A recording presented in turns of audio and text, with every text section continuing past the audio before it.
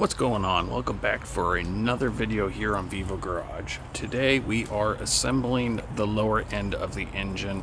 Got everything ready to go and just getting it all put back together. So we'll be getting the pistons dropped in. We'll be getting the connecting rods attached to the crankcase, getting the lower end put on, sealed up, oil pump assembly on, get that done. So it's been a while, been definitely wanting to get this thing done, but today we get the lower end finished and ready to go to get the top end complete.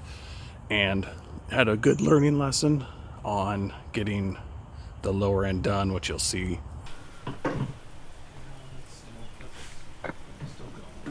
Oh no! Yeah.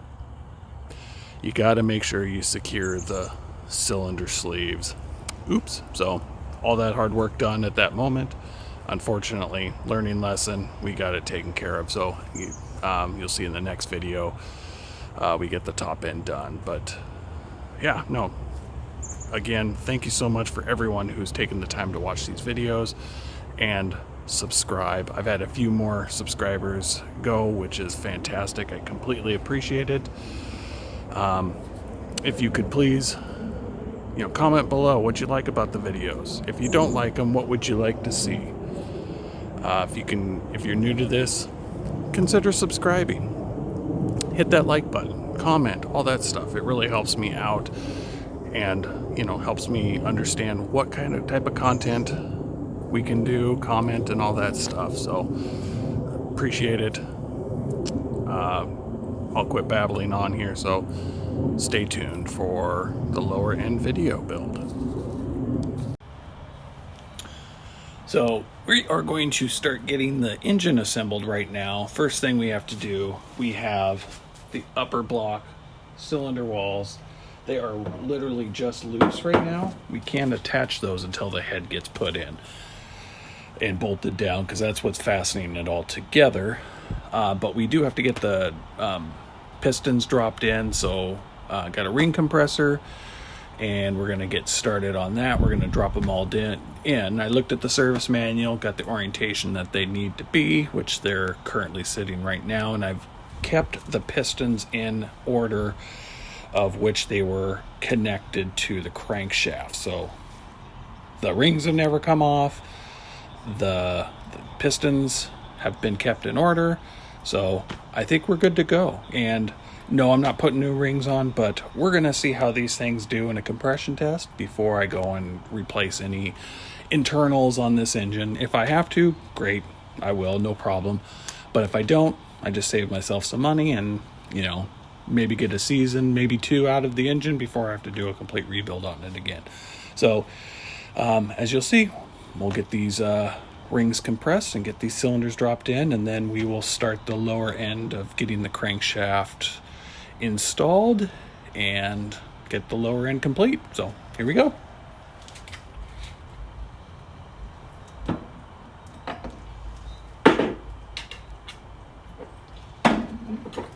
Put some gloves on.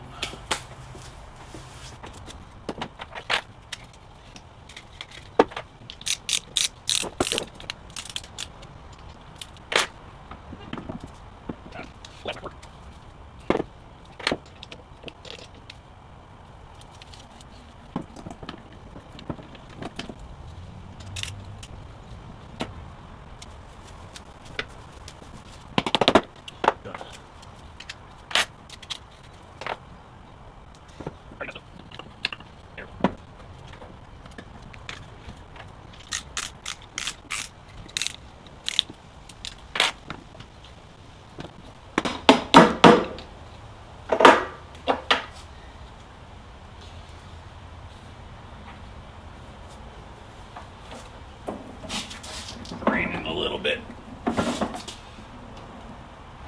Trying to get as good light on this as I can. My garage doesn't have great light, so just trying to use natural light, but I have a little rain system coming through right now, so definitely don't want this getting wet.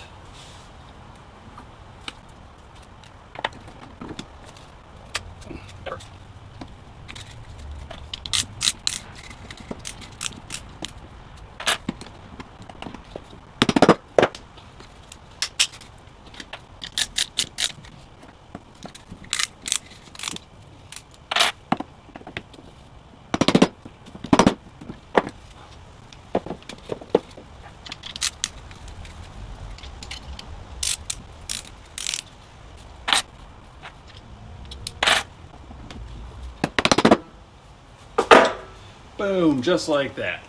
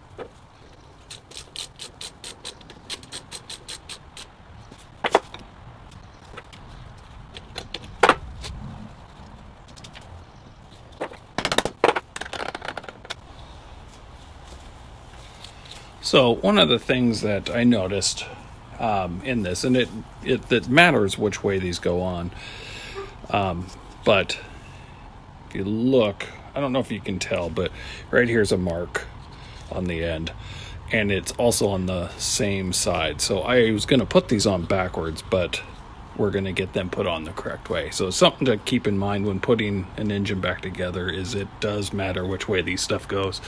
And it also matters where they go. So like I mentioned before, this stuff was kept in order for that.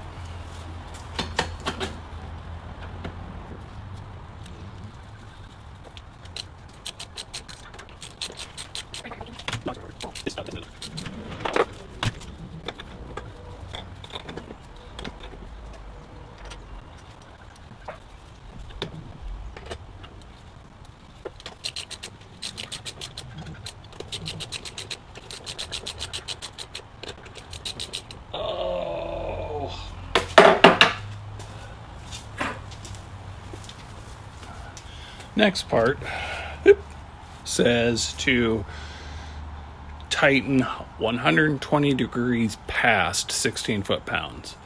So I don't have a tool that's going to measure that, so I'm just going to try my best to get it as close to as I can. And hopefully these don't break.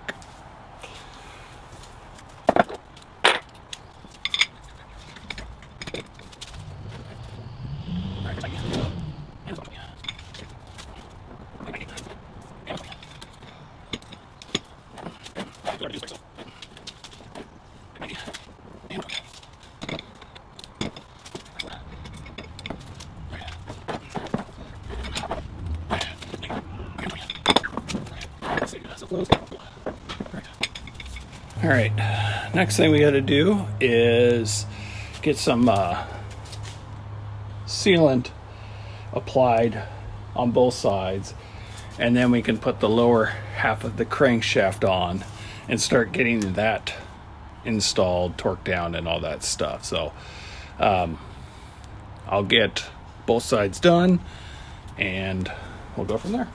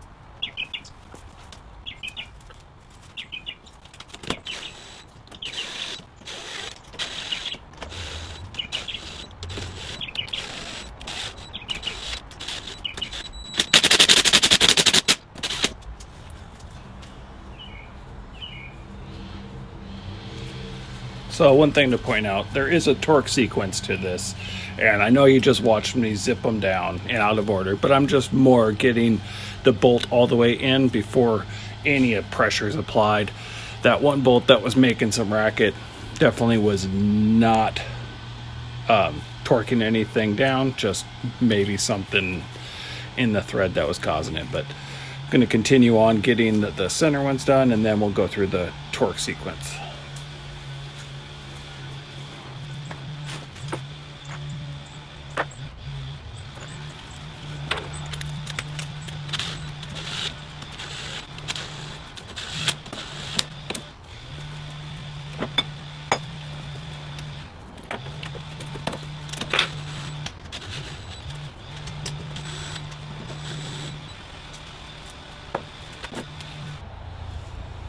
Okay, so the center ones, the much bigger ones, they get torqued to 36, and there's a torque sequence.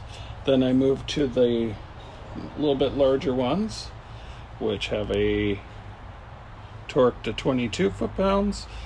And then final, the 4 outers I put in, they only get 104 inch-pounds. So we'll do it in order here. One of the nice things I noticed, and I'm really digging about these engines, is it has the torque sequence numbered on here. So there's no guessing on which one to go. I don't have to look at my handy dandy thing. It's already got it laid out, so that'll make it a little easier.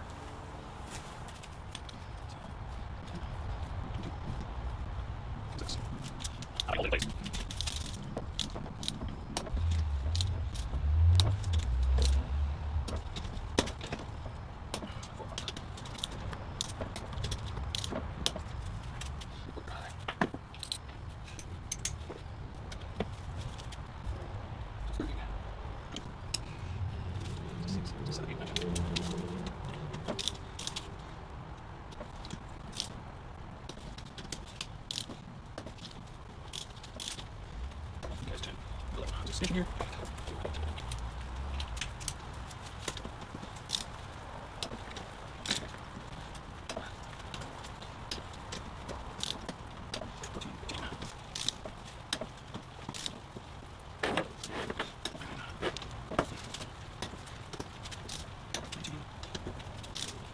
Okay, and then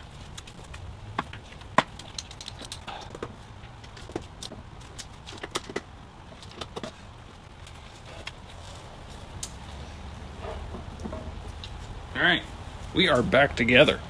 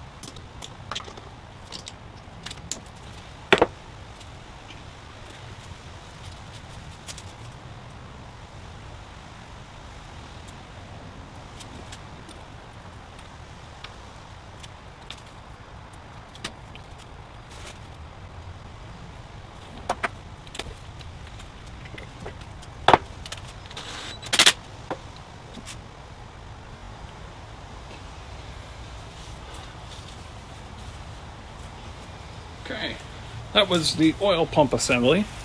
Went together pretty nice. I kind of forgot how it was, so that's why you take pictures when you disassemble stuff. That helped out tremendously. So we are good to go.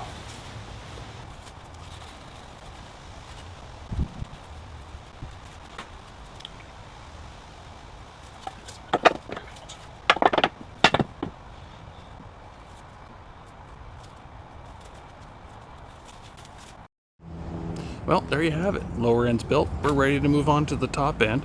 I actually shot it all at once, but I had over 2 hours of video footage that I've compressed the lower end into the 15, 16 minutes. And I'm really trying to be cognizant of time. People don't really want to sit and watch all this stuff, all the things. So breaking it up into 2 parts, like I mentioned at the beginning.